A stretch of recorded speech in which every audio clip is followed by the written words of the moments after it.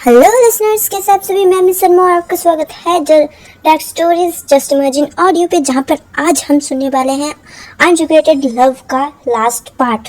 आज revenge game होगा, तो चलिए शुरू करते हैं। सिड की वाइफ थी सगुन, जो अपने कॉलेज टाइम से ही रोहन को पसंद करती थी। इसी वजह से वो किसी भी तरीके से सिड को एक्सेप्ट नहीं कर सकती। भले ही वो बहुत ज़्यादा ब्यूटीफुल थी, बट सिड को उसने एक्सेप्ट नहीं किया था। उसने अपने शादी के पहले रात ही बोल दिया था, सिड से क्लियर कर दिया था कि वो उसके साथ नहीं रह सकती और वो उससे डिवोर्स चाहती है। इस बारे में सिड ने भी पहले ना नुकुर किया था और उसको अपने साथ रहने के लिए फोर्स कर रहा था। भले वो उसके साथ किसी भी तरह की फोर्स नहीं करता है, मतलब फिजिकल होने के लिए, बट फिर भी पहले उसे फोर्स किया था अपने साथ रहने के लिए। बट उसने किसी भी तरीके से उसे नहीं मना पाया, इसी वजह से वो मान भी गया था उसे डिवोर्स देने के लिए। दूसरी तरफ जो रोहन है, वो पटाने की कोशिश कर रहा था हमारे सिड की बहन आरुषि। वो भी रोहन को स्कूल टाइम से पसंद करती है और वो भी चाहती है कि रोहन उसके साथ हो जाए। जब रोहन खुद से एफर्ट डाल रहा था, उसी वक्त आरुषि वही उसे प्रपोज कर देती है उससे शादी करने के लिए। वैसे भी उन दोनों का एज हो चुका था, मतलब लीगल एज उन्होंने क्रॉस कर लिया था और अपने अपने लाइफ में वो लोग सक्सेसफुल भी लगभग हो ही गए थे। क्योंकि जो रोहन है अभी तक वो डॉक्टर नहीं बना था, बट जो आरुषि है वो अपने करियर में सक्सेस पे थी और वो गाने बना रही थी। इवन उसके गाने काफ़ी ज़्यादा फेमस भी जाते, इंटरनेट में भी और सीडीज़ में भी बहुत ज़्यादा बिकते थे। मतलब जिनको पसंद है सीडी सुनना, वो सीडी सुनते थे, जिसको ऑनलाइन सुनना पसंद वो ऑनलाइन सुनते थे। वो कॉन्सर्ट भी करने लग गई थी, जिस वजह से उसके अच्छे खासे रेवेन्यू हो रहा था। उसके फादर वो एक नॉर्मल सरकारी नौकरी करने वाले बंदे थे, मतलब बहुत ज़्यादा अमीर नहीं है। और जब वो दोनों का रिश्ता बाहर आता है, तब उनके पेरेंट्स जो हैं उन दोनों की शादी फिक्स कर देते हैं। अभी तक सगुन को इस बारे में नहीं पता था और रोहन और सगुन के बीच अभी तक मतलब कोई रिलेशनशिप नहीं था।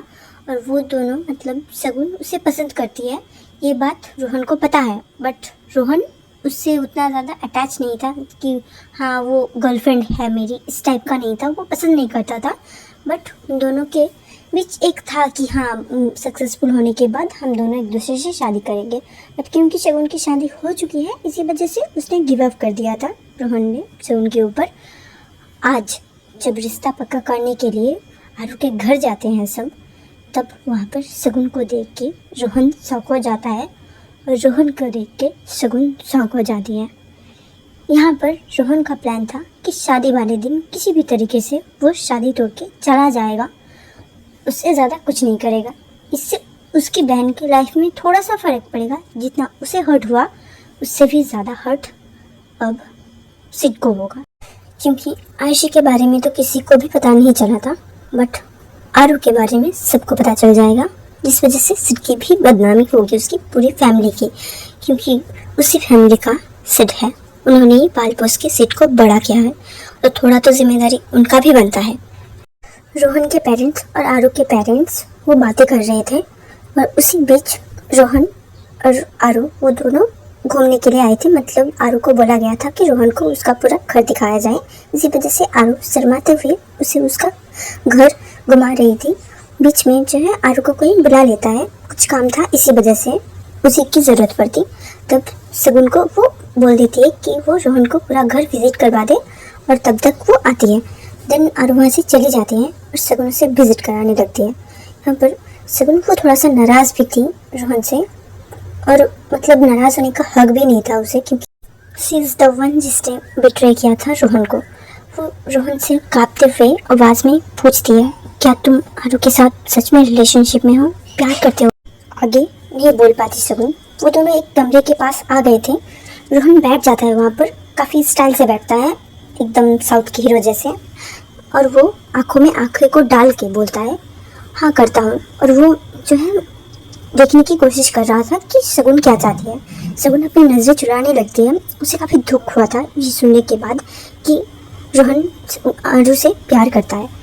फिर वो पूछती है क्या तुम सच में उससे शादी करने वाले हो। रोहन वो उठ जाता है और बोलता है नहीं, मैं उससे शादी नहीं करूँगा और ना ही मैं उससे प्यार करता हूँ।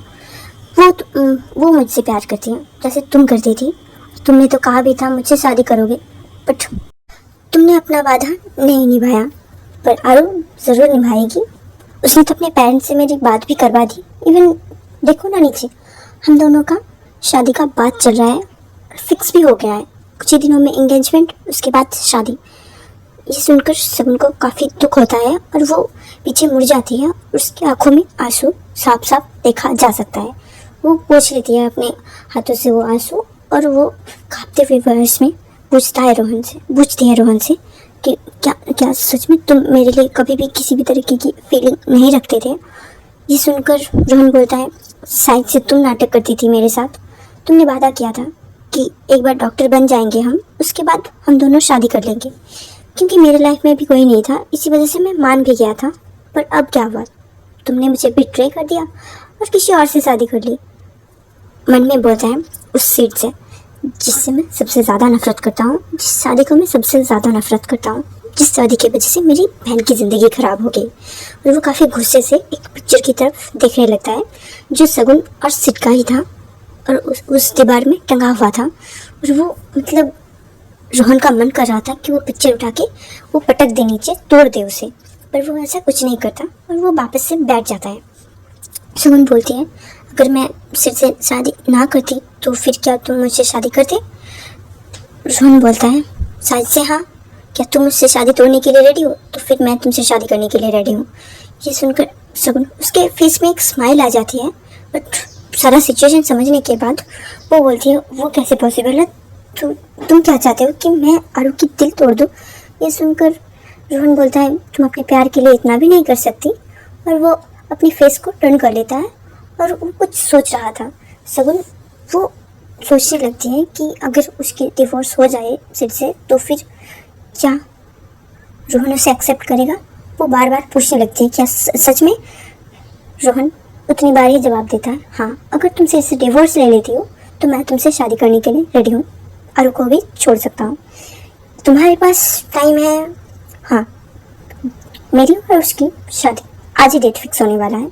उस डेट तक तुम्हारे पास टाइम है। अगर तुम उससे डिवोर्स लेके, इवन बारात लेके भी मैं आ गया ना, उसके बाद भी बोलोगे कि तुम मुझसे शादी करना चाहते हो और तुमने से डिवोर्स ले लिया, तो फिर मैं शादी छोड़ के चला जाऊँगा तुम्हारे साथ। शगुन वो खुश भी होती है बट अंदर से दुखी भी होती है क्योंकि आरू ने कभी भी किसी का बुरा नहीं किया और आज उसके साथ ऐसा होगा। शगुन बोलती है कि आरू के साथ ये गलत नहीं हो जाएगा क्या। ये सुनकर रोहन बोलता है शायद से हाँ, शायद से ना। और वैसे भी एक ऐसे इंसान से शादी करना जिसके दिल में कोई और है, उसके लिए भी क्या अच्छा होगा ये बात। उससे अच्छा ये नहीं है कि शादी से पहले ही ये शादी टूट जाए। शगुन वो कुछ जवाब नहीं दे पाती। आरू आ जाती है वापस। वो काफ़ी स्माइलिंग फेस लेके आती है एंड वो आते ही रोहन के हाथ को पकड़ती है एंड उठा के ले जाने लगती है। शगुन भाभी आप भी आ जाओ, ऐसे बुला के वो रोहन के हाथ को पकड़ के ले जाने लगती है और पीछे पीछे शगुन आ रही थी। शगुन को काफ़ी ज़्यादा जलन भी हो रही थी कि क्यों रोहन के हाथ को पकड़ी हुई है आरू, और उसे दुख भी हो रहा था कि ये शादी टूटने वाली है, ये शादी नहीं होगी। नीचे जाने के बाद 3 महीने बाद का डेट फिक्स किया गया था उनकी शादी के लिए। शगुन मन में सोचती है कि इतना कम वक्त क्या ये सिड डिवोर्स देगा मुझे। वैसे तो मैंने इसे कभी भी अपने करीब भी नहीं आने दिया और ना ही हम दोनों की बात बीच में कोई ऐसा रिलेशनशिप है। इवन तो हम तो फ्रेंडशिप भी नहीं किया हमने, और क्या ये डिवोर्स देगा वो मन में ही सोचने लगती है। बहुत सारे विचार आ रहे थे उसके दिमाग में और यहाँ पर जो कुछ भी जो रिचुअल्स होते हैं ना वो सारे होने लगते हैं। उन दोनों का इंगेजमेंट 2 दिन बाद फिक्स किया गया था और उसके 1 महीने बाद उन दोनों की शादी। यहाँ से सब लोग घर चले जाते हैं। घर जाने के बाद शगुन वो अपने कपड़े जो उसने पहने हुए थे उसे फोल्ड कर रही थी और सिड आता है अंदर और वो बेड पे लेट जाता है। मतलब जो फ्रंट एरिया होता है ना उसमें पीठ को टिका के वो फैला हुआ था, मतलब बैठा हुआ था, और वो अपने फ़ोन को स्क्रॉल करने लगता है।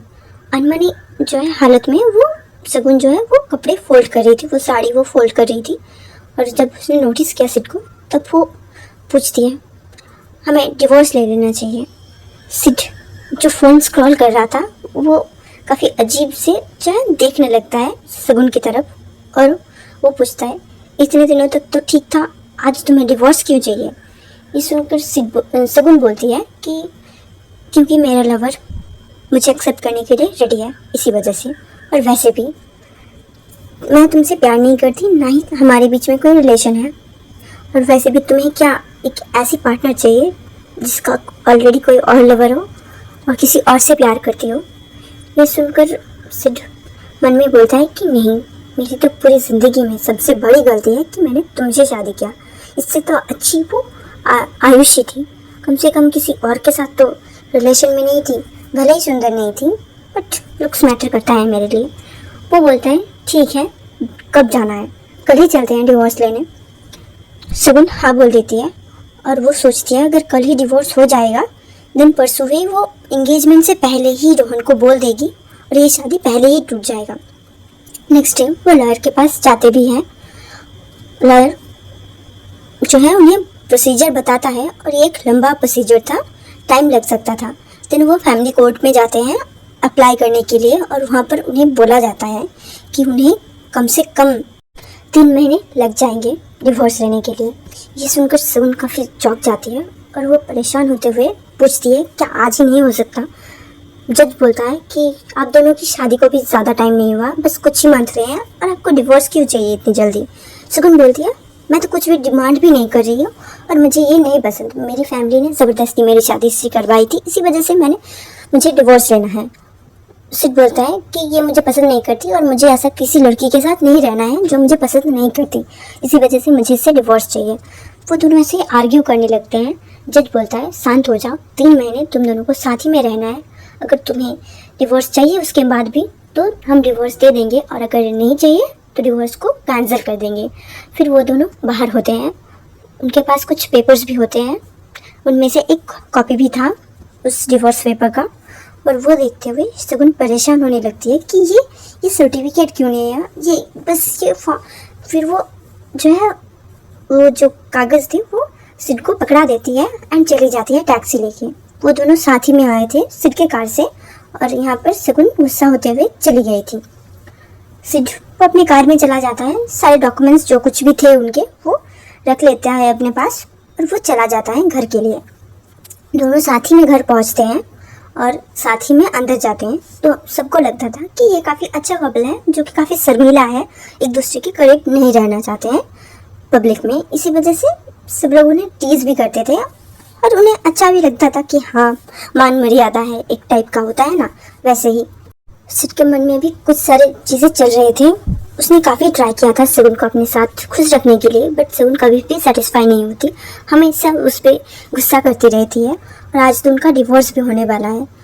सिड मन में सोचता है कि आजकल जो कुछ भी चल रहा है, वाइफ के लवर के साथ उसकी शादी करवा देना 1000 टाइम बेटर है उसे फोर्स करके खुद के पास रखने से, क्योंकि मार देगी तो।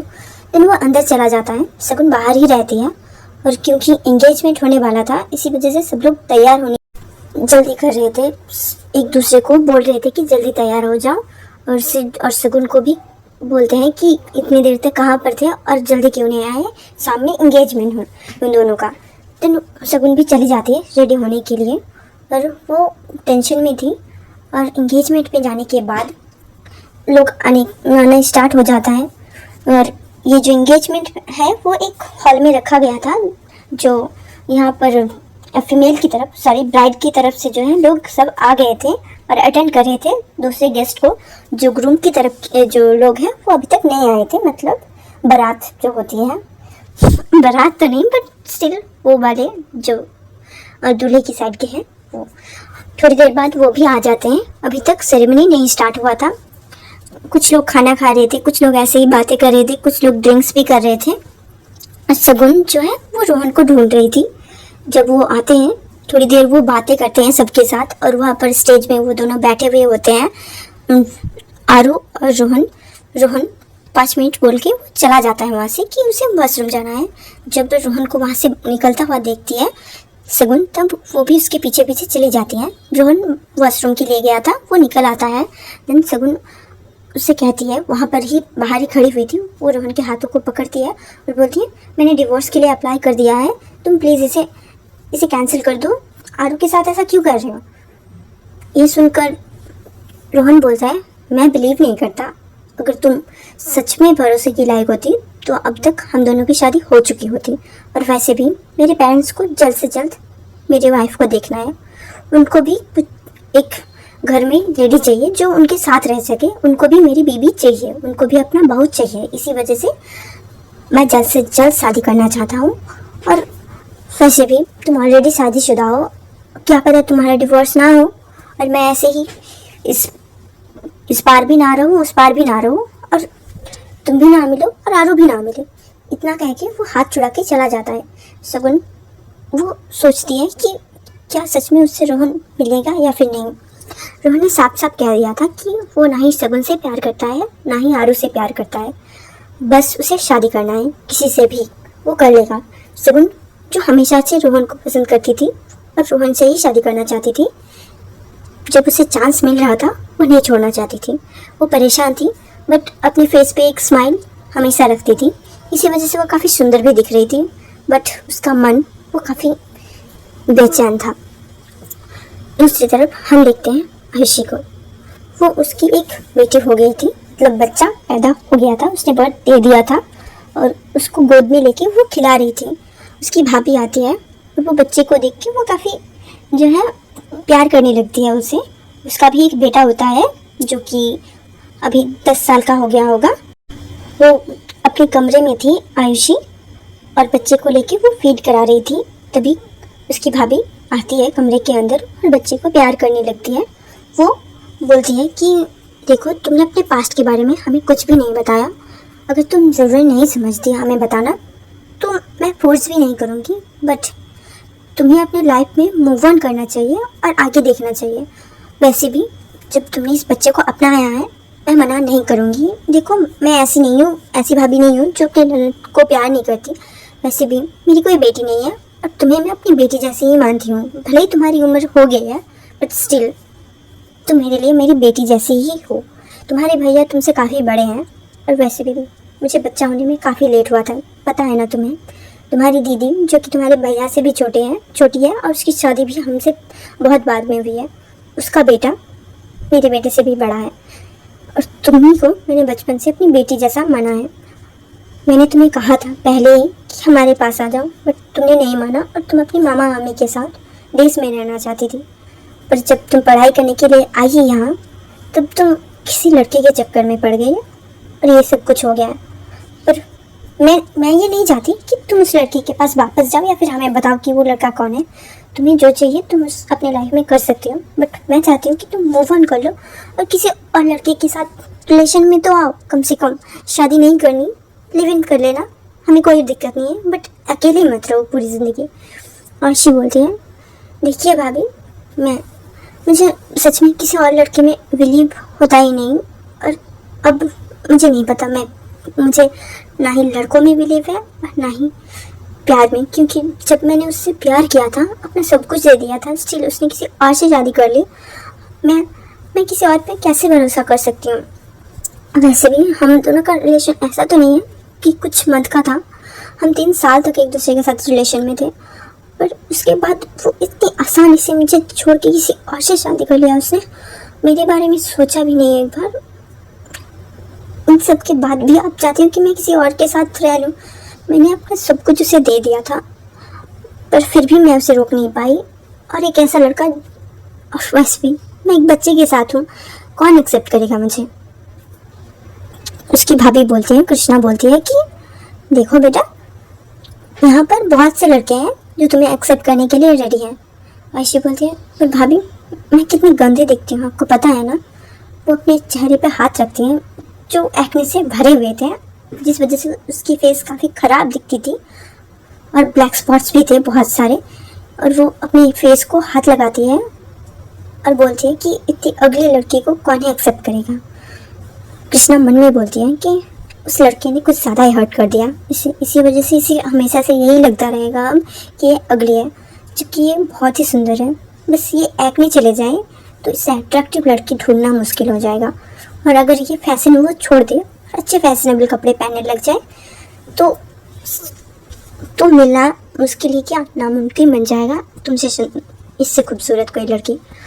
उसके बाद वो उसके गालों को पकड़ के वो बोलती है कि देखो तुम बहुत ब्यूटीफुल हो, ऐसे मत बोला करो, हमें बुरा लगता है। फिर वो वहाँ से चली जाती है। आयुषी उसकी बच्ची सो गई थी, उसे वो पाले में रख देती है क्योंकि अभी रात हो चुकी थी, इसी वजह से वो सो जाती है। उसे नहीं पता था कि दूसरी तरफ रोहन क्या कर रहा है क्या नहीं, बट उसे ये पता था कि उसकी शादी फिक्स हो गई है और आज उसका एंगेजमेंट है। और उसने कहा था कि वो शादी वाले दिन जाएगी, ना कि एंगेजमेंट पर जाएगी। और उसकी पूरी फैमिली जो है वो रोहन को इतना ज़्यादा पसंद नहीं करती है। मतलब जो आयुषी है, उसका बड़ा भाई आयुष और उसकी दीदी, वो दोनों ही रोहन को पसंद नहीं करते हैं। इसी वजह से उसकी शादी को अटेंड करने का इंटरेस्ट भी नहीं रखते और ना ही उनके हस्बैंड और वाइफ को उससे कोई इंटरेस्ट है। मतलब वो उनके फैमिली में उतना ज़्यादा पढ़ते नहीं हैं और उनके हिसाब से आयुषी उसकी फैमिली की जो है हिस्सा है, बट रोहन उसके मामा मामी वो वगैरह वो नहीं है। और आयुषी क्योंकि वो उनके पास भी रही है, इनके पास भी रही है, तो वो दोनों को ही अपनी फैमिली मानती है। अब ये इनके पास ही थी और उनको जब ये आई थी तो वो 3 मंथ्स प्रेग्नेंट थी और आने के बाद वो सब कुछ अपने भाभी को बता देती है और उसके बाद उसके भाई को भी उसकी भाभी सब कुछ बता देती है। दिन जो है घर के सारे मेंबर्स, उसके भाई, दी, जीजू और भाभी सब लोग ही आ जाते हैं। पहले उसे कंसोल करते हैं और उसे काफ़ी ज़्यादा समझाते हैं कि वो अबॉर्शन करवा ले और या फिर वो किसी और के साथ शादी कर ले, बट वो नहीं मानती है और बोलती है कि उसे किसी से भी शादी नहीं करनी, उसे ये बच्चा भी रखना है और अगर समाज का डर है तो वो बता देंगे उन्हें कि ये बच्चा अडॉप्टेड है। तब वो लोग और कुछ भी नहीं बोलते और उसकी लाइफ में इंटरफेयर भी नहीं करते। आने के बाद पहले उसे डिप्रेशन भी हो गया था, इसी वजह से उसे थेरेपीज भी लेने पड़े, मल्टीपल थेरेपीज भी लेने पड़े। इसी वजह से उसके भाई जो थे वो भी काफ़ी, मतलब इसके फैमिली में जो 4 बड़े लोग थे उससे, वो सब भी सिड से काफ़ी ज़्यादा नफरत करते थे, पर सिड के बारे में कुछ भी नहीं बताया था आयुषी ने उन्हें। इसी वजह से उन्हें नहीं पता था कि कौन है सिड और आयुषी नहीं चाहती थी कि किसी को भी पता लगे, इसी वजह से उन्होंने कभी इन्वेस्टिगेट भी नहीं करवाया था। दूसरी तरफ 3 महीने बीत जाते हैं। आज शादी था उनका, मतलब रोहन और आरू का, और आज ही डिवोर्स होता है सिड और सगुन का। डिवोर्स का सर्टिफिकेट लेके सगुन काफ़ी ज़्यादा खुश हो जाते हैं और वो लोग कार में बैठे हुए थे। सिड को काफ़ी तेज़ गाड़ी चलाने के लिए बोल रही थी सगुन, ताकि वो शादी में पहुंच पाए। शादी में पहुंचने के बाद वो देखती है कि दूल्हा आ चुका है पर शादी अभी तक स्टार्ट नहीं हुआ है। वो रोहन के पास दौड़ते हुए जाती है और उसे दिखाती है डिवोर्स सर्टिफिकेट। ये देख के रोहन एक स्मार्ट के साथ स्माइल करता है। वो बोलता है ठीक है, अगर तुमने डिवोर्स ले लिया है तो आज तुम्हारी और मेरी शादी होगी, ना कि मेरी और आरू की शादी। चलो। फिर वो दोनों वहाँ से चले जाते हैं, एक्चुअली भाग जाते हैं। सिड को इस बारे में कुछ भी नहीं पता था। उसे पता था कि कल उसको पूरी फैमिली को फेस करना पड़ेगा और सब कुछ सच सच बताना पड़ेगा कि उसकी और सगुन की डिवोर्स हो गया है, ताकि कोई इंटरफेयर ना करे। इसी वजह से उसने अपनी फैमिली को कुछ भी नहीं बता रखा था इस बारे में। अब क्योंकि डिवोर्स हो गया है तो कल उन दोनों को अलग होना था। आज की रात रहने के लिए सिड ने सगुन को मना लिया था कि आज शादी है, आज कुछ भी जो है बखेड़ा ना खड़ा करें, पर उसने तो कर दिया था बखेड़ा खड़ा और वो दोनों भाग गए थे शादी से। रोहन जब रिश्ता लेके आया था अपने असली पेरेंट्स को ना ले जाके वो किसी भाड़े के एक्ट्रेस को लेके गया था। वैसे ही उसका जो पूरा बारात था वो भी वैसे ही एक्टर एक्ट्रेस या फिर उसके कजिन्स थे।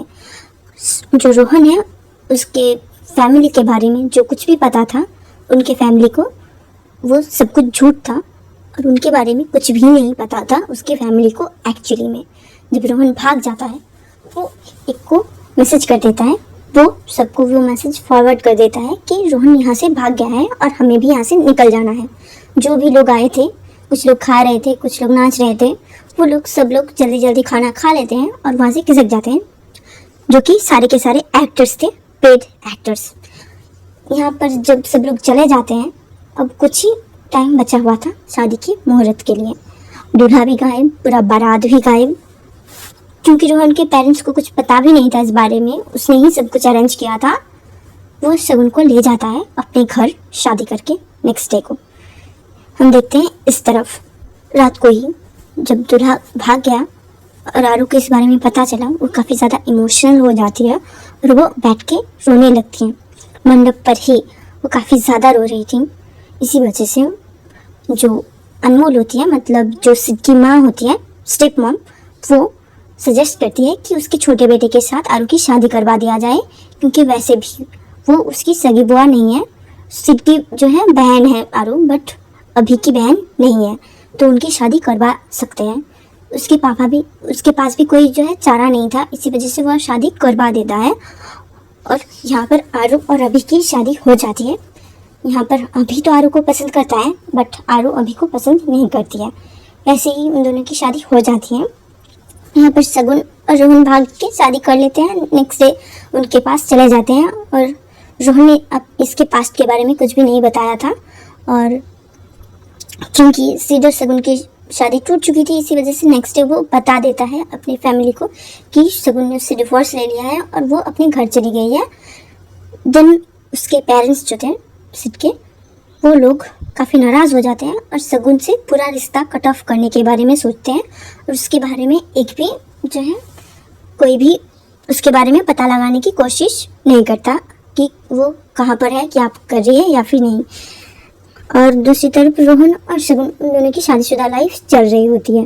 नेक्स्ट ईयर उनको एक बच्चा भी होता है, एक बेटा होता है। वो लोग अपनी लाइफ अच्छे से काट रहे थे। दूसरी तरफ हम आरू को देखते हैं, वो अपनी जो है इस साइड के फैमिली को, मतलब रोहन और उसके पेरेंट्स को, उनको झूठ बोल देती है कि वो उसने एक बच्चे को अडॉप्ट कर लिया है, क्योंकि उसे कभी शादी भी नहीं करनी है और उसको उन सब चीज़ों में इंटरेस्ट नहीं है। और अब वो पूरी तरीके से बदल चुकी थी, क्योंकि उसे काफ़ी ज़्यादा इंसल्टेड फील हुआ था इस वजह से कि सिड ने उसे अगले बोला था। उसने अपना पूरा जो है ट्रांजिशन नहीं बोलते इसे, ट्रांसफॉर्मेशन करती है, मतलब अपने सारे फेस के एक्नेस को वगैरह हटाती है, देन अपने रियल फेस को बाहर लाती है, अपना फैशन सेंस चेंज करती है। और अब वो बिजनेस भी देखने लग गई थी अपना भाई का, एक जो बहुत सारी कंपनी संभालने पड़ रहे थे उसके भाई को। अब वो दोनों बहनें ही उसे हाथ बटा रही थी, मतलब उसके भाई और बहन दोनों मिलके ही उस जो आयुषी है उसके पापा के बिजनेस को संभालते थे। अब से आरू भी संभाल रही थी और उसने भी ज्वाइन किया था उनको। और उसकी लाइफ ऐसे ही चलते हैं, कुछ साल बीत जाते हैं, उसके बच्चे भी बड़े हो जाते हैं। जो आयुषी की बेटी थी उसका नाम अयाना, और अयाना काफ़ी बार पूछती थी उसे कि कौन है उसके पापा, जिस वजह से वो काफ़ी ज़्यादा सैड भी हो जाती थी कि कैसे उसके पापा ने उसे बिट्रे किया था और किसी और से शादी कर ली थी। वो लास्ट मीटिंग उसे याद आ रही थी और उसका नज़र जाता है अपने हाथ पे जहाँ पर उसने कट मारा था कहानी की शुरुआत में, और वो कट मार्क अभी भी था, थोड़ा सा ही विजिबल था बट था। वो देख के उसके आंखों में आंसू आ जाते हैं, बट वो आंसू बहता नहीं है, वो संभाल लेती है और वो बोलती है कि बेटा मैं ही आपका पापा हूँ और मैं ही आपका मम्मा, प्लीज़ अब उस आदमी के बारे में बात ना करें तो अच्छा होगा, मम्मा को हर्ट होता है। ये सुनकर अयाना वो बोलती है ठीक है मम्मा, मैं कभी भी बात नहीं करूँगा उनके बारे में, और वो स्कूल के लिए चली जाती हैं अपने बड़े भाई के साथ, मतलब वही उसे ले जाया करता था। अब 8 साल बीत चुके थे, तो उसका जो भाई था मतलब आयुष का बेटा, वो 18 साल का हो चुका था और वो अपनी बहन को स्कूल छोड़ दिया करता था अपने कॉलेज जाने के रास्ते में। आयुषी वो चली जाती है अपने ऑफिस काम करने के लिए, एक न्यू प्रोजेक्ट जो होने वाला था इंडिया में। वहाँ पर कुछ गड़बड़ हो रही थी, प्रोटेस्ट वगैरह हो रहे थे, क्योंकि इस कंपनी की हेड आयुषी थी, इसी वजह से उसे जाके ही ये सब कुछ सॉल्व करना था, वरना जो भी कर्मचारी थे, स्टाफ थे, उनको उन प्रोटेस्टर्स ने काफ़ी ज़्यादा घायल कर दिया था, जिस वजह से उन्हें कंपनसेशन भी देना था और उन प्रोटेस्टर्स को भी समझाना था कि क्यों कर रहे हैं प्रोटेस्ट, और इसके बारे में अच्छे जो है चीज़ें उन्हें बताना था और उन्हें रोकना भी था, जिस वजह से हेड को ही जाना पड़ता। आयुषी वो काफ़ी ज़्यादा परेशान हो जाती हैं क्योंकि वो अपनी बेटी के बगैर नहीं रह सकती। और उसे वहाँ पर ले जाना वो काफ़ी रिस्की भी हो सकता है। और वो उसी शहर पर था जहाँ पर सिड रहता था। इंडिया जाने के मतलब इंडिया वापस जाने के बाद भी कुछ टाइम तक सिड और आयुषी रिलेशन में थे, तो यहाँ पर सिड कौन से शहर में रहता है उसे पता है। वो काफ़ी घबराई हुई थी, बट वो सोचती है कि अब तक तो सिड मूव ऑन भी कर चुका होगा, और वो वहाँ पर जाने के लिए मान जाती हैं। हम देखते हैं कुछ टाइम बाद वो लोग एयरपोर्ट में होते हैं, इंडिया में पहुँच चुके थे।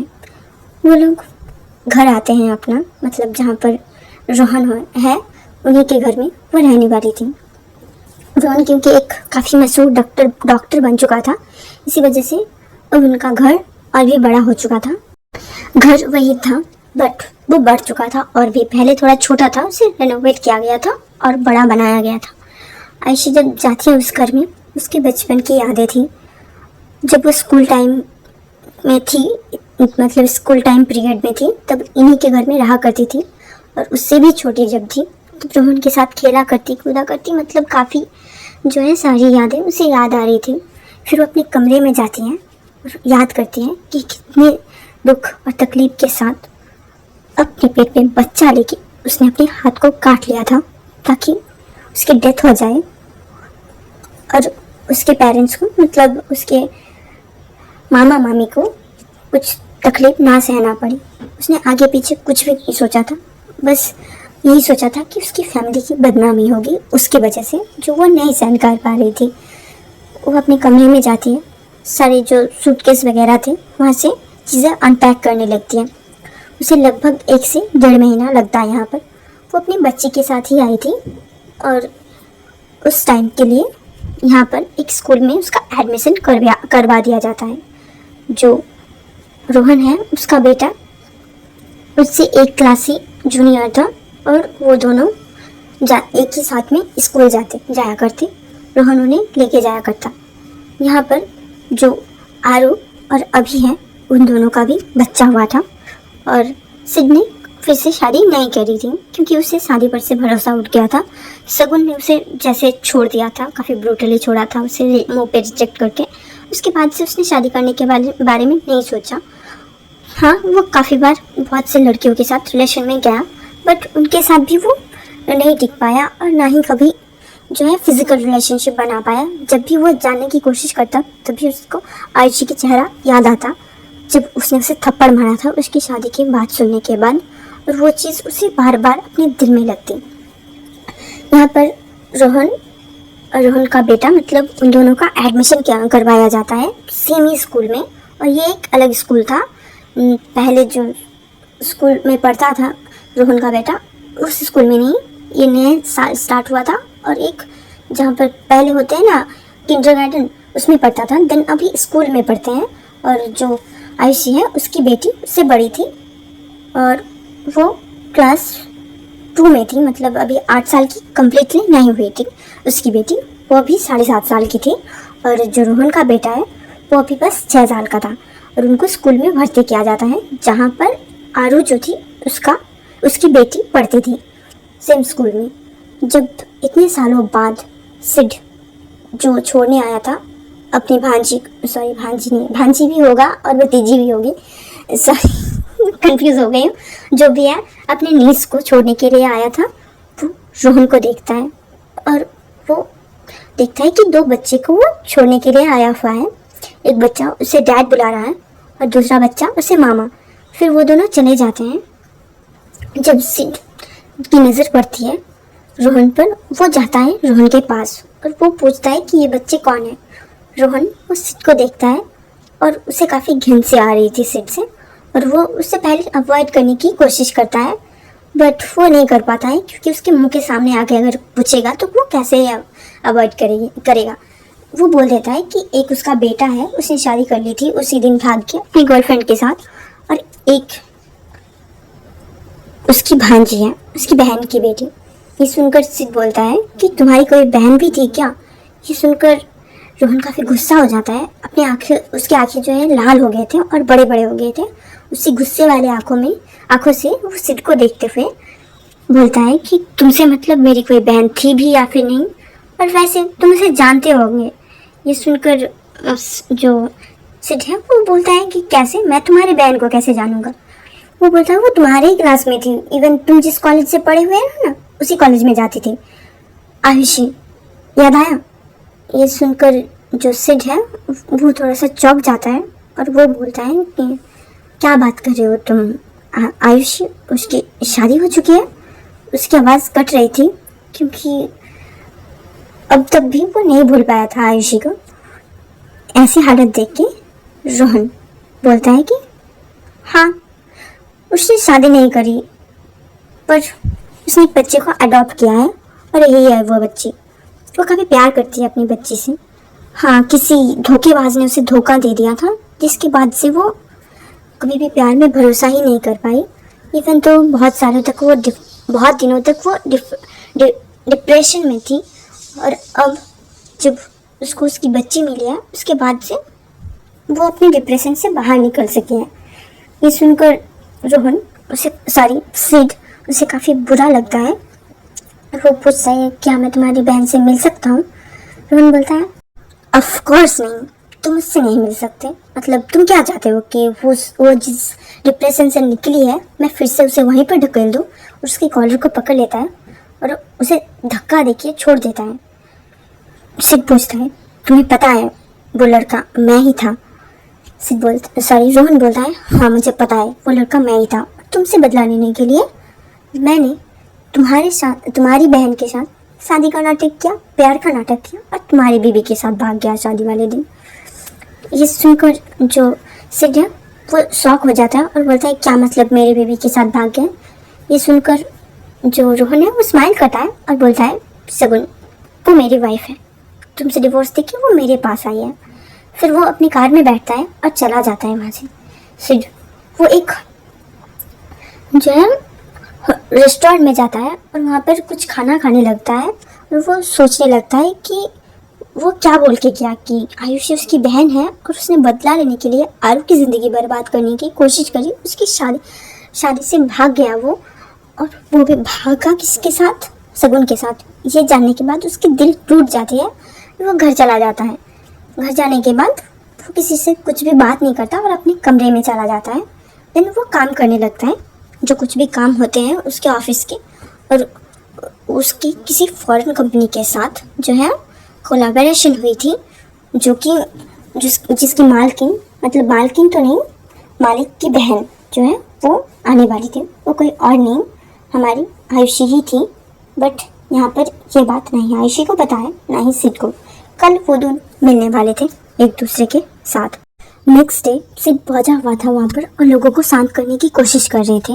वो लोग चिल्ला चिल्ला के बोल रहे थे कि वो अपना जगह नहीं छोड़ेंगे। ये एक बस्ती टाइप का जगह था जहाँ पर एक जो है बिल्डिंग बनाना चाहते थे वो लोग, और वहाँ पर मैन्युफैक्चर होने वाला था जहाँ पर उन सबको जॉब मिलने वाला था। इवन तो उनको घर भी दिया जाएगा ऐसा भी वादा किया गया था, बट उन लोगों को भरोसा नहीं हो रहा था कि ऐसा सब कुछ करने वाले हैं ये लोग।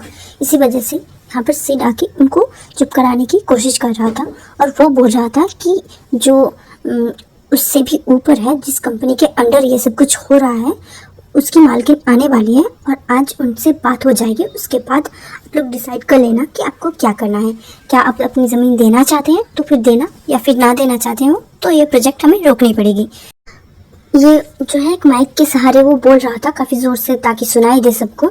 सब लोग फिर भी काफ़ी ज़्यादा एग्रेसिव हो रहे थे। एक दो लोग जो है वो मारने के लिए भी आ जाते हैं। कुछ बाउंसर्स होते हैं जो उन्हें रोक रहे थे। हम देखते हैं आयुषी को, वो आगे होते हैं और वो कार में होती है। इन लोगों को वो देख के वो काफ़ी ज़्यादा परेशान होने लगती है कि क्या किया जाए, क्योंकि अगर ये कंपनी जो मैन्युफैक्चरिंग सेंटर यहाँ पर ना बना तो प्रॉब्लम हो सकती है। दोनों ही कंपनीज को काफ़ी भारी नुकसान झेलना पड़ सकता है। वो आती है और वो माइक लेती है एक, और वो चिल्ला के बोलने लगती है कि मैं वादा करती हूँ आप सबको रहने के लिए जगह मिल जाएगी। आप प्लीज़, वैसे भी ये जगह काफ़ी गंदा सा है और काफ़ी ज़्यादा पोल्यूटेड पानी भी है यहाँ का। आप लोगों को साफ़ पानी, साफ़ घर सब कुछ दिया जाएगा। आप प्लीज़ इस जगह को खाली कर दीजिए और हमें बेच दीजिए। इसका जो है आपको कंपनसेशन भी मिलेगा, आपको रहने के लिए नया जगह भी मिलेगा और यहाँ पर आपको स्किल सिखाए जाएंगे। उसके बाद आपको यहाँ पर जॉब भी मिलेगा। बहुत सारे बेनिफिट्स उन्हें दिखाए जा रहे थे, पर उन लोगों को बिलीव नहीं था कि ऐसा सब होने वाला है। बट आयुषी वो काफ़ी देर तक चिल्लाती है, देन उनको समझाती है और कॉन्ट्रैक्ट पेपर्स थे वहाँ पर बहुत सारे, उनमें से वो बोलती है कि अगर कोई समझ सकता है इन सबको या फिर कोई लॉयर को भी वो लोग हायर कर सकते हैं, और कॉन्ट्रैक्ट को काफ़ी अच्छे से पढ़ के वो सुनाती भी है। फिर एक आदमी आता है जो कि लॉयर था और उसी बस्ती से निकला हुआ था, और वो कॉन्ट्रैक्ट पढ़ने की जो है बात आगे रखता है और सब लोगों को वो चुप कराता है। देन वो कॉन्ट्रैक्ट पेपर लेता है, देन वो सब कुछ पढ़ता है जहाँ पर कोई भी फ्लॉज नहीं थे। इसी वजह से वो उस जगह के लोगों को वो समझाने लगता है कि इसमें हमें लॉस नहीं होगा। ये अभी अभी आया था, अपने पेरेंट्स मतलब ये काफ़ी सक्सेसफुल नहीं था, इसी वजह से उसे ऐसी जगह पे रहना पड़ रहा था। उसके पेरेंट्स भी यहीं पर रहते थे और वो लोग भी इस प्रोटेस्ट में शामिल हो रहे थे, और क्योंकि उसे पता था सारे जो है कॉज वगैरह, तो उन्हें वो समझाता है उन्हें, क्योंकि वो उसी बस्ती का लोग इंसान था, मतलब उसी बस्ती से था, इसी वजह से वो लोग बिलीव कर लेते हैं और साइन भी कर देते हैं। जिन जिन को जो है जॉब मिलते हैं उन्हें कॉम्पनसेशन कम मिलेगा, और जिन जिनको जॉब नहीं करना है उनको कॉम्पनसेशन ज़्यादा मिलने वाला था। दोनों डिफरेंट जगह में जो है ये साइनिंग प्रोसेस चल रहा था। ये काफ़ी अच्छे से हो जाता है, आयशी ने इस चीज़ को काफ़ी अच्छे से हैंडल किया था। उसके बाद वो बैठ जाती हैं। अभी भी सिड और आयशी मिले नहीं थे, वो दोनों अलग अलग जगह से चिल्ला रहे थे। वो दोनों ने अभी भी नहीं देखा था, क्योंकि वो उनकी नज़र जो सामने विद्रोह करने वाले लोगों पर थी। जब शांत हो गए थे, वो बैठे हुए थे, सामने ही बैठे हुए थे, एक जगह किया गया था, और वो दोनों एक दूसरे से काफ़ी दूर मतलब अपोजिट साइड में बैठे हुए थे। सामने ही सब लोग जो है उनके लॉयर्स वगैरह वो लोग करवा रहे थे काम, जो भी स्टाफ थे, और जिन जिन को जो चोट लगी थी उन लोगों के लिए भी कंपनसेशन का अरेंजमेंट किया गया था, जिस वजह से थोड़ा बहुत लॉस इन्हें उठाना पड़ सकता था अगर ये काम नहीं होता तो। फिर पर ना तो कोई बात नहीं है, अगर ये सक्सेसफुल हो जाएगा तो काफ़ी ज़्यादा प्रॉफिट होने वाला है, जिसमें से वो लॉस कट ऑफ हो जाएगा।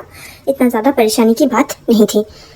आयशी अपनी सेक्रेटरी से कहती है, जो एक मेल था, मतलब उसकी सेक्रेटरी जो था वो एक मेल था, उससे कहती है कि जो हमारे साथ कोलैबोरेशन कर रहे हैं उस कंपनी के जो है हेड जो रिप्रेजेंटेटिव है उन्हें मिलने के लिए बुलाए।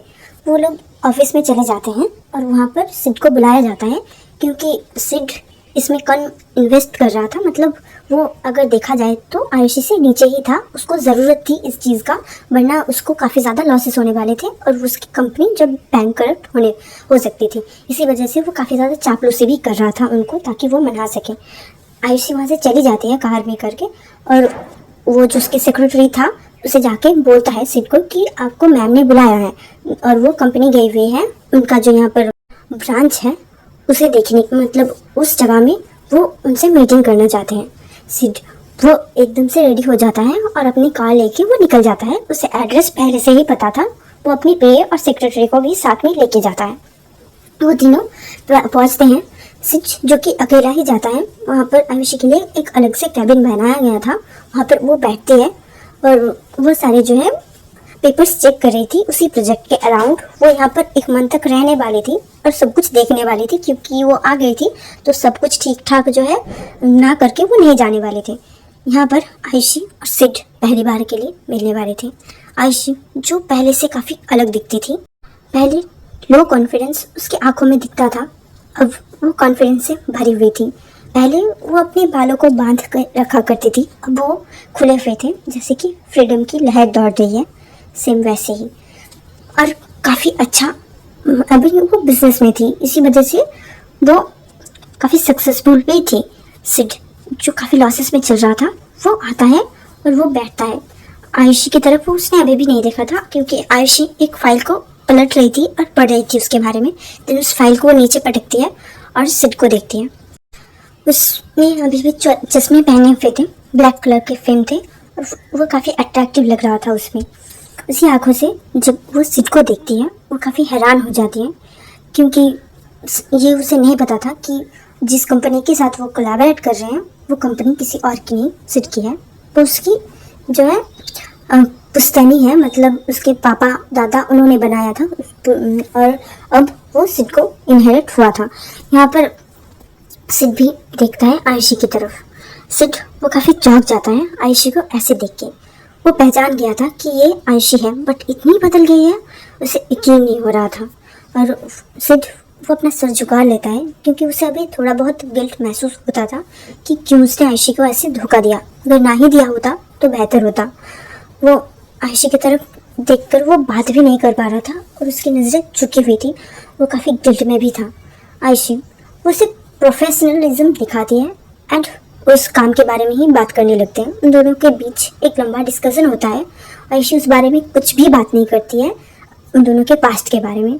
सिड इससे काफ़ी ज़्यादा चौंक भी जाता है। मतलब उसे जब उसने आयशी को देखा तब उसे लगा था कि आयशी उसे थप्पड़ मारेगी या फिर उसके साथ जो है कोलैबोरेशन वो ख़त्म कर देगी ताकि जो सिड है वो रास्ते पे आ जाए। बट आयशी ने ऐसा कुछ भी नहीं किया। और अब मतलब यहाँ पर आने के बाद सिड को ऐसा भी लग रहा था कि बदला लेने के लिए ये सब कुछ कर रही है आयशी। बट ऐसा नहीं था। आयशी बदला लेना नहीं चाहती थी क्योंकि उसका मानना था कि कर्मा सबको हिट करती है और भगवान किसी न किसी तरह सिड को सज़ा देगा। एक्चुअली दे भी चुका है। उसकी वाइफ उसे छोड़ के चली गई, जिसके लिए उसने आयशी को छोड़ा था। उसकी बहन के साथ उसके भाई की शादी हो गई। मतलब उसकी सौतेली भाई की शादी उसके कज़न के साथ हो गई, जिस वजह से उसके फैमिली का काफ़ी ज़्यादा बदनामी भी हुआ था और उसके स्टॉक्स भी काफ़ी ज़्यादा नीचे गिर गए थे। काफ़ी गरीबी भी देखना पड़ रहा था उसे। अभी वो जो है काफ़ी प्रिविलेज नहीं था और ये उसे समझ में आ रहा था कि हाँ ये उसका कर्मा ही है। वो दोनों वैसे ही साथ में काम करने लगते हैं। सिड वो अब थोड़ा बहुत कंफर्टेबल हो गया था आयशी के साथ और आयशी वो कंफर्टेबल हो या फिर ना हो वो उसकी आंखों में नहीं दिखता था। पहले जो इमोशन से भरी हुई आंखें थी वो अभी इमोशनलेस बन गई थी। उसकी शक्ल में कोई सी भी एक्सप्रेशन का दिखना नामुमकिन सा था। जो लड़की छोटी छोटी बातों में परेशान हो जाती, रोने लग जाती, अब पूरी तरीके से एक्सप्रेशनलेस, इमोशनलेस थी। इसी वजह से मतलब छोटी छोटी जो बात है उसमें भी उसे फ़र्क नहीं पड़ता और बड़ी सी बड़ी बात उससे भी उसको उतना ज़्यादा फ़र्क नहीं पड़ता जब तक कि उसके बिजनेस में उसे लॉस ना देखते। अब वो दोनों साथ ही में काम कर रहे थे। एक दिन आयशी उसकी कार ख़राब हो जाती है बीच रास्ते में। सिड भी वहीं से जा रहा था और उसे भी पिकअप करने जाना था अपनी नीस को। इसी वजह से और आयशी भी जा रही थी अपनी बेटी और भतीजी को पिकअप करने के लिए। और वहाँ पर सिड रोकता है कार और वो पूछता है कि आपको कहाँ जाना है। यहाँ पर जो सिड और आयुष है वो एक दूसरे को आप करके ही बोलते हैं क्योंकि प्रोफेशन में आपको आप ही बोलना पड़ता है। यहाँ पर सिड जब पूछता है तब आयुषी बोलती है मेरी बेटी को मैं स्कूल से लाने के लिए जा रही थी और यहाँ पर मेरा कार ख़राब हो गया। सिड बोलता है मैं अभी सेम ही स्कूल में जा रहा हूँ, मेरी नीस भी उसी स्कूल में पढ़ती है। आयुषी पूछती है कि आपको कैसे पता कि मेरी बेटी कौन सी स्कूल में पढ़ती है। ये सुनकर जो सिड है वो बोलता है वो आपका भाई है ना रोहन, हाँ उससे मैं मिला था तब मैंने उसे पूछा था। एक्चुअली हम दोनों जानते हैं एक दूसरे को। तब उसने बताया था ये आपकी बेटी है और वो बेटा जो है वो उसका बेटा है। देन वो बैठ जाती है उसके कार में। वो चुपचाप सी थी। सिड को याद आता है जब वो दोनों डेट कर रहे थे तब आयुषी कितनी सारी बातें बताया करती थी सिड को। मतलब उसने पूरा दिन क्या किया, क्या खाया, सब कुछ बताया करती थी जो कि सिड को इरिटेटिंग सा लगता था। और अब उसी चीज़ को वो काफ़ी ज़्यादा मिस कर रहा था। जो आयशी है वो विंडो से बाहर की तरफ देखने लगती है। वो पेड़ों को देख रही थी। रास्ते में जो लगे हुए होते हैं ना उस टाइप के पेड़ लगे हुए थे वहाँ पर और उनको देखते देखते जैसे कि गिन रही हो वैसे ही जा रही थी। सिड एक दो बार जो है आयशी की तरफ देखता है और सामने की तरफ देख के कार चलाता है। वहाँ पर पहुँचने के बाद जो आयशी है वो चली जाती है और सिड अपनी नीस को लेने के लिए वो भी चला जाता है। वो तीनों साथ ही में आ रहे थे। जो सिड की नीस थी वो उसे देख के जो है भागते हुए आई और बड़े पापा करके उसकी गोद में चढ़ गई।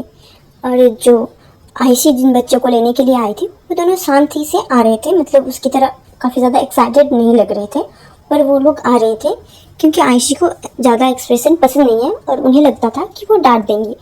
और जो आयशी की बेटी थी वो उसी की तरह थी। जो आयशी की बेटी को देखता है सिड तब वो जो है ये चीज़ नोटिस करता है कि आयशी और उसकी बेटी आयाना वो दोनों बहुत एक जैसे दिखते हैं। उसे फिर शक भी होता है कि क्या वो बच्ची उसकी और आयशी की बेटी हो सकती है। बट उसे याद आता है कि जो रोहन ने बोला था कि वो उसकी अडॉप्टेड बेटी है। आयशी भी थोड़ा सा शॉक थी कि उसने उसकी बेटी के बारे में कुछ भी नहीं पूछा। फिर आयशी, वो दोनों जा रहे थे बाहर की तरफ। आयशी पूछने के बारे में सोचती है कि उसकी शादीशुदा लाइफ कैसे चल रही है, बट वो पूछे या फिर नहीं, काफ़ी ज़्यादा संकोच महसूस कर रही थी। बट आखिर में वो पूछ ही लेती है कि तुम्हारी वाइफ कैसी है। ये सुनकर जो सिड है वो स्माइल करता है और वो बोलता है डिवोर्स हो गया हमारा। ये सुनकर जो आयशी है वो काफ़ी हैरान हो जाती है। वो बोलती है क्या मतलब है तुम्हारा, तुम्हारी वाइफ से तुम्हारा डिवोर्स क्यों हो गया? तुम इतने हैंडसम हो, वो कितनी ब्यूटीफुल है और इतना सुनता ही है। सिड बोलता है देखो, हैंडसम और ब्यूटीफुल होने से कोई फ़र्क नहीं पड़ता। अगर इंसान के दिल में कोई और है और शादी किसी और से हो जाए तो शादी नहीं टिकती। और इतना ही बोलता है। वो अपनी नीस को गोद में उठा के रखा था उसने और वो चला जाता है वहाँ से। आयुषी ने अपने घर से गाड़ी मंगवा ली थी और उसने उस गाड़ी में बैठ के वो तीनों चले जाते हैं। आयुषी वो सोचने लगती है कि ये सब कुछ उसने क्या बोला, कि अब उसके लिए लुक्स मैटर नहीं करते। उसने तो एक ब्यूटीफुल लड़की से शादी करी थी। दिन जब आयुषी पहुंच जाती है घर, वो भूल जाती है इस बारे में एंड अपने बच्चों के साथ वो खुश रहती है, मतलब खेलती है। अब नॉर्मल मोड में आ गई थी वो, अभी तक तो बस ऑफिस मोड में थी। अपनी बच्ची के साथ वो काफ़ी खुश रहती थी। और एक भरा पूरा फैमिली, जब फैमिली के साथ रहते हैं एक अलग रहते हैं, एक ऑफिस टाइम में रहते हैं एक अलग टाइप के इंसान बन जाते हैं, वैसे ही सेम टू सेम। अभी और 2 वीक्स ही बचे हुए थे आयुषी के इस देश में, बट सिड को इस बारे में नहीं पता था। अभी जो है उसके सारे काम वो काफ़ी फास्ट फॉरवर्ड करने लगती है और सिड और उसका डेली ही काम मिलना था और वो दोनों एक दूसरे के साथ मिलते भी थे। अचानक से एक दिन उसे कॉल आता है कि उसकी बेटी की एक्सीडेंट हो गया है, क्योंकि वो अकेली ही जो है आ गई थी स्कूल के बाहर, क्योंकि वो थोड़ा सा बड़ी थी, इसी वजह से उसे रोकने वाला कोई भी नहीं था। और रोहन भी आया हुआ था, बट वो कहीं खो गई थी और वो बाहर आ गई थी। और रोड साइड में ही स्कूल था, इसी वजह से रोड में क्रॉस करते हुए एक गाड़ी ने उसे टक्कर मार दी थी। रोहन वो जल्दी जल्दी हॉस्पिटल ले जाता है उसे, उसका इलाज भी करवाता है। देन वो आयशी को कॉल करता है, उसको ब्लड नहीं मिल रही थी। जो आयाना है उसका ब्लड टाइप उसे तभी तक नहीं पता चला था, टेस्ट करने के लिए गया हुआ था। आयुषी से पता था, वो काफ़ी जो है परेशान हो जाती है और उसकी सांसें फूलने लगती है। वो जो है खड़े खड़े बातें कर रही थी, मतलब मीटिंग कर रही थी, सिड के साथ डिस्कस कर रही थी। वो बैठ जाती है अपने चेयर में और वो जो है उसके ब्रेथ को बहुत स्पीड से इनहेल और एक्सेल कर रही थी। थोड़ी देर बाद वो थोड़ा सा शांत होती है और वो सिड से बोलती है कि सिड क्या तुम मुझे हॉस्पिटल पहुंचा दोगे? फिर सिड ये सुनकर वो काफ़ी जो है हैरान हो जाता है और उसे लेके हॉस्पिटल जाता है। वो अयाना को ऐसे देख के वो काफ़ी ज़्यादा घबरा जाती है और वो रोहन से पूछती है कि क्या हुआ इसे। ये सुनकर रोहन बोलता है काफ़ी ज़्यादा ब्लड लॉस हो गया है और हमें ब्लड चाहिए होगा। ये सुनकर आयशी बोलती है पर हम दोनों का ब्लड टाइप अलग है, क्या तुम्हें मिला उसका ब्लड टाइप?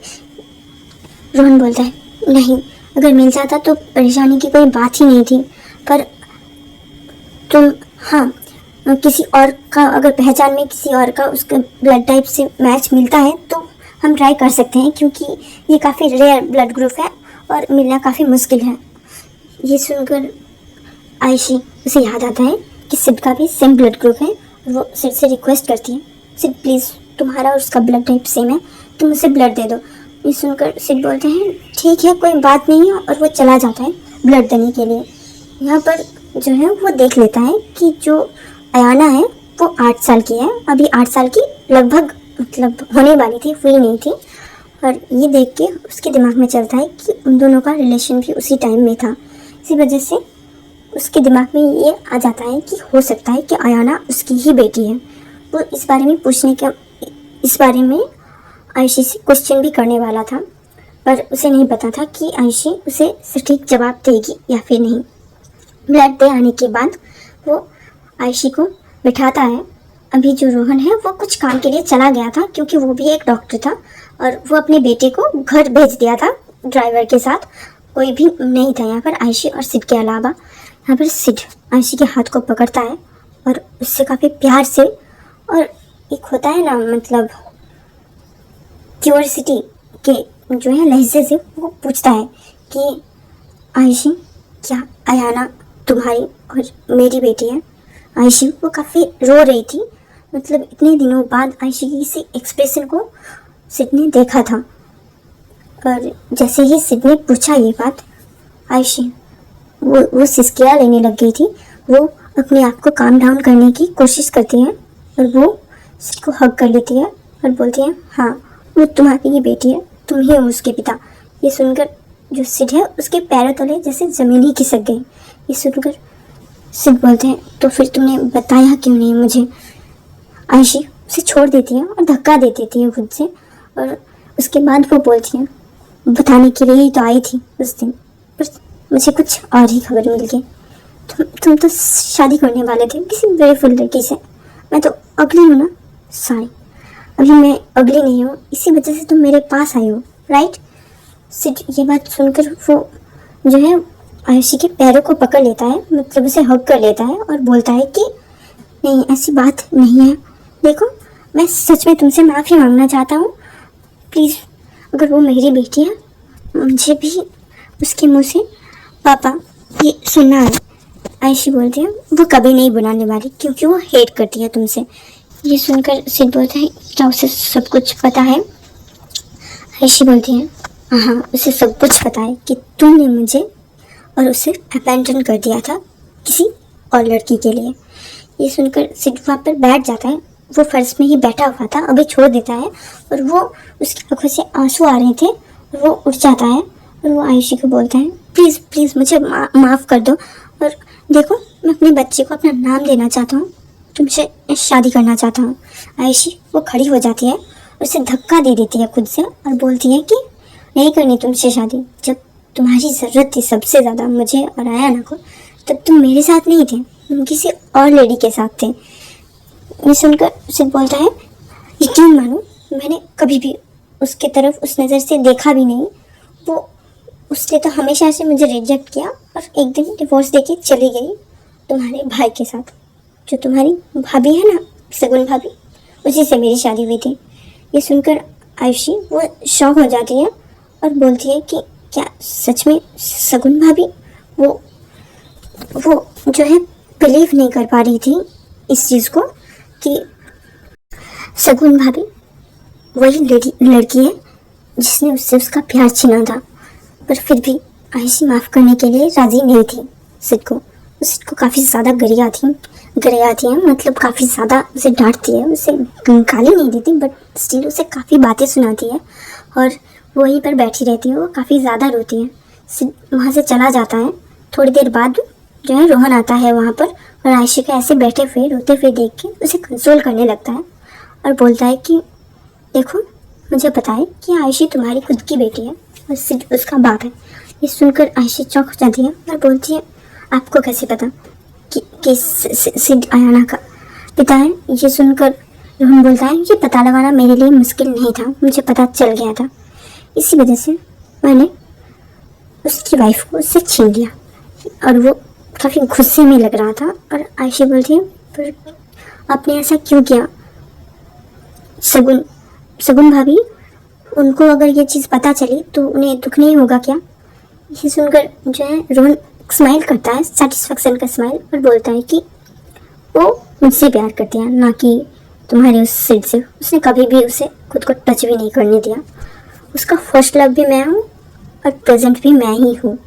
बस उसके फैमिली ने फोर्स किया था उसे उससे शादी करने के लिए, इसी वजह से वो जस्ट उसने उसके साथ ज़बरदस्ती शादी करी और जब उसे मौका मिला तो वो मेरे साथ आ गए। और वैसे भी उसे ये डिज़र्व करता था, इससे भी ज़्यादा डिज़र्व करता था। ये सुनकर जो आयशी है वो बोलती है कि मैं बदला लेना नहीं चाहती थी, कभी भी नहीं चाहती थी। अगर बदला लेना मेरा लक्ष्य होता ना तो मैं ये जगह छोड़ के कभी जाती ही नहीं। मैं पहुंच जाती उसके पिता के पास और सब कुछ बता देती। उसके बाद अगर मैं चाहती तो उस पर केस भी कर सकती थी, पर मैंने नहीं किया। तुमने ऐसा क्यों किया। ये सुनकर रोहन बोलता है, क्योंकि उसने तुझे रुलाया है, तूने खुद को मारने की कोशिश की। वो उसका लेफ्ट हैंड को जो है पकड़ता है और उसे वही निशान दिखाता है कि तुमने खुद को मारने की कोशिश की थी। जो सिड है वो बाहर भले ही गया था कुछ लेने के लिए खाने की चीज़, और वो आ जाता है और उसे ये चीज़ पता चलती है कि जो आयशी है उसने खुद को चोट पहुंचाने की कोशिश की थी जब उसने उसे छोड़ दिया था। वो इतना शिद्दत से प्यार करती थी आयशी को। आयशी काफ़ी ज़्यादा रो रही थी और उससे ये चीज़ सुनने के बाद वो उसके पास जाता है और वो आयशी के फेस को पकड़ता है और खुद की तरफ जो है मोड़ता है और बोलता है, आयशी अगर तुम मुझसे इतना ही प्यार करती थी तो तुम करती ना, तुम छोड़ के क्यों गई? तुम चाहती तो मुझे मेरे ऊपर केस कर सकती थी, तुम मेरे घर वालों के पास जाके तुम तमाशा कर सकती थी, मुझे फोर्स कर सकती थी खुद के साथ शादी करने के लिए, बट तुमने ऐसा क्यों नहीं किया? और वो ऐसे ही जो है परेशान होने लगता है। आयशी बोलती है, मैं नहीं चाहती थी अपनी प्रेगनेंसी के टाइम में ये सब कुछ फेस करूं, तुम्हारा शक्ल देखूं और मेरी बेटी तुम्हारी तरह बन जाए। मैं कभी भी ये चीज़ नहीं चाहती थी। वो वहाँ से फ्री होके मतलब उन दोनों को ऐसे ही छोड़ के चली जाती है अयाना के पास। उसका ऑपरेशन हुआ था और उसे एक जो है नॉर्मल वार्ड में जो है शिफ्ट किया गया था, जनरल वार्ड बोलते हैं, आई डोंट नो, थोड़ा सा जो है इस तरफ का नॉलेज मेरा कम है, बट जहाँ पर जो पेशेंट होता है ना ऑपरेशन के बाद जहाँ पर शिफ्ट किया जाता है उसी जगह में, वहाँ पर अयाना अकेली थी। आयशी जाती है, वहाँ पर बैठती है और उसके हाथों को पकड़ के किस करती है और उसे ही देखती रहती है। अभी उसका प्रोजेक्ट जो है वो कंप्लीट नहीं हुआ था, इसी वजह से नेक्स्ट डे से वो काम करने भी लग जाती है। 15 दिन हो जाते हैं, मतलब 2 हफ्ते हो जाते हैं। आयशी अयाना को लेके चली जाती है। उसके कुछ ही दिन बाद ही डिस्चार्ज हो गया था अयाना का। सिड रोज ही उसे मनाने की कोशिश करता और वो अपनी फैमिली को भी सब कुछ बता चुका था। और उसकी फैमिली वो भी उससे काफ़ी ज़्यादा गुस्सा था। और जो आरू है, जो कभी अपने भाई को रोल मॉडल मानती थी, अपना आइडल मानती थी, वो भी उससे नफरत करने लग जाती है, क्योंकि उसकी जितनी भी बेइज्जती हुई है उसी की वजह से हुई है। अगर वो आयशी के साथ ऐसा नहीं करता तो रोहन भी उसके साथ ऐसा नहीं करता। उसकी पूरी फैमिली थी तो, बट नेक्स्ट डे से कोई भी उससे अच्छे से बात भी नहीं करता। उसकी माँ बोलती है, अगर तुम हमारे ख़ानदान के बच्चे को हमारे पास ला सकते हो तो ये हम तुम्हें माफ़ करेंगे। बट आयशी चली जाती है उस जगह को छोड़ के और कभी भी वापस ना आने की प्रॉमिस करके। और आज ये कहानी यहीं पर ख़त्म होती है और आगे से मैं कोशिश करूँगी कि मैं एक ही वीडियो में पूरा का पूरा स्टोरी कवर कर दूँ। और ये वाला लास्ट पार्ट था। आई होप आपको पसंद आया होगा। पसंद आया तो प्लीज़ लाइक करना और चैनल को भी सब्सक्राइब कर देना। Thank you for watching. Bye bye.